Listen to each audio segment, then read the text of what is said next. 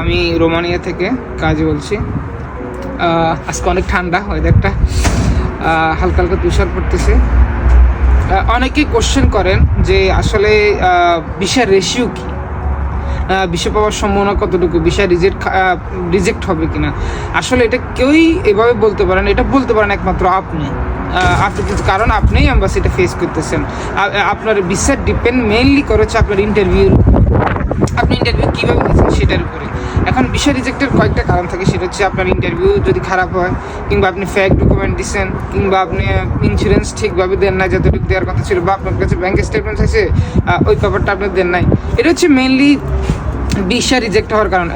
এছাড়া অন্য তেমন কোনো কারণ থাকে না ভিসা রিজেক্ট হওয়ার। এখন ওয়ার্ক পারমিটের যে বিষয়টা, আপনার তো ওয়ার্ক পারমিট এখানে যখন আবেদন করা হয় তখন এখানের ইমিগ্রেশন সেটাকে ভেরিফাই করেই কিন্তু আপনাকে ওয়ার্ক পারমিটটা দেয়। তো সেক্ষেত্রে ওয়ার্ক পারমিটের তেমন কোনো সমস্যা থাকে না। আর যদি ওয়ার্ক পারমিটেই 2 নম্বর থাকে, সেক্ষেত্রে তো তারা লিখেই দেয় আর্টিকেল 44-এ দিতে, যে এই ওয়ার্ক পারমিটটাই ফেক ছিল। বাট এছাড়া অন্য কোনো সমস্যা যদি কারণে যদি ভিসা রিজেক্ট হয়, সেটা হচ্ছে আপনার ফল্ট।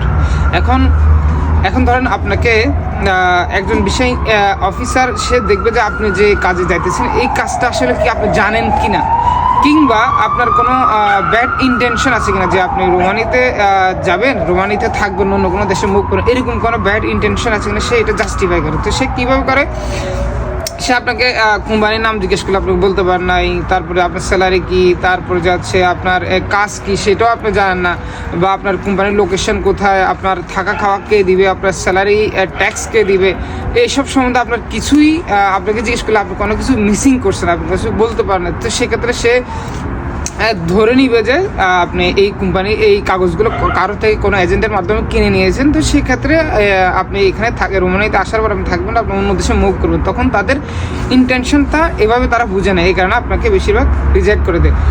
আরেকটা রিজেক্ট হওয়ার কারণ হচ্ছে যে ধরেন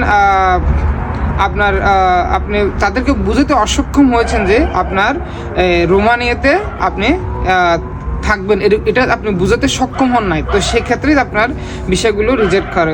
যেমন ধরেন তারা বুঝে নেয় যে আপনার ইন্টেনশন এটা ব্যাড ইন্টেনশন, আপনি রোমানিতে থাকবেন না, আপনি কোনো দেশে মুভ করুন। তো সেক্ষেত্রে অবশ্যই আপনি যে কোম্পানিতে আবেদন করবেন সেই কোম্পানির সকল ডিটেলস, আপনার স্যালারি, থাকা, এভরিথিং সবগুলো ভালোভাবে স্টাডি করেই তারপরে ইন্টারভিউ দিতে যাবেন, তাহলে অবশ্যই ভিসা রিজেক্ট হওয়ার তেমন কোনো কারণ থাকবে না। আর আরেকটা বিষয় হচ্ছে যে ধরেন আপনি আনস্কিল জবে, যেমন ফ্যাক্টরি জব, এটা আনস্কিল জবে। তো আপনি আনস্কিল জবে যখন তাদেরকে এটা বুঝতে হবে যে আপনার এই কাজের অনেক আগ্রহ, আপনি কাজ করতে চান, আপনার দেশে তেমন আপনার ইনকাম সোর্স ভালো না, আপনি বেটার লাইফের কারণেও এখানে যাইতেছেন। কিন্তু আপনি যদি ইন্টারভিউতে বলেন, আপনাকে কোশ্চেন করলে আপনার ইউরোপে কেউ আসছে কিনা, তখন আপনি বললেন যে হ্যাঁ আমার ইউরোপে লোক আছে, ইতালিতে আছে, তো তখন তারা আপনাকে সহজে বিষয় দেবেন, কারণ আপনার তখন তারা চিন্তা করে যে আপনি এখান থেকে রোমানিয়া গিয়ে আপনি আবার ইতালি চলে যাবেন, আপনার ইন্টেনশন এরকম। তো সেক্ষেত্রেই আপনাকে রিজেক্টটা করে। তো মেইনলি যে বিষয়টা হচ্ছে যে আপনাকে এটাই এম্বাসিকে বুঝাতে হবে যে আপনার ইন্টেনশন রোমানিয়াতে থাকা, আপনার ব্যাড কোনো ইন্টেনশন, আপনি অন্য কোনো দেশে মুভ করবেন না, আপনি এখানেই থাকতেছেন, এখানে কাজ করতেছেন, এমন কাজ শেষ, কন্ট্রাক্ট শেষ হলে আপনি আবার দেশে ব্যাক করবেন, এটা আপনাকে বুঝাতে হবে। এবং এটা যদি আপনি বুঝাতে সক্ষম হন তো অবশ্যই আপনাকে ভিসা দিবে। এই ভিসা রিজেক্ট হওয়ার এর বাইরে কোনো কারণ থাকে না। তো আশা করি সবাই বিষয়টা বুঝতে পেরেছেন। তো সবাই ওইভাবে প্রস্তুতি নেবেন, ইংরেজিটা অবশ্যই ভালোভাবে শিখবেন, কারণ ইন্টারভিউগুলো ইংলিশে হয়। আর সকল ডকুমেন্টস, কোনো ধরনের ফেক ডকুমেন্টস দেবেন না, সকল ডকুমেন্টস ওইভাবে সাজিয়ে রাখবেন।